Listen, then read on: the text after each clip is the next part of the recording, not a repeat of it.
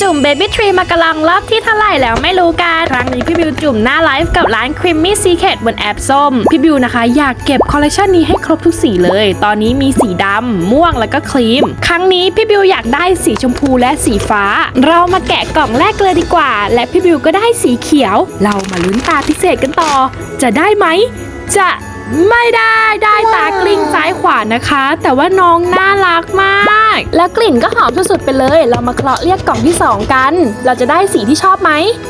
เย้ได้สีฟ้าเรามาลุ้นตาพิเศษกันดีกว่าตากลิ้ง360องศาแต่ไม่เป็นไรได้สีที่ชอบน่ารักมากๆเลยตัวนี้ตอนนี้พี่บิวก็มีทั้งหมด5สีแล้วเรามาลุ้นกันต่อว่าครั้งหน้าพี่บิวจะได้สีอะไร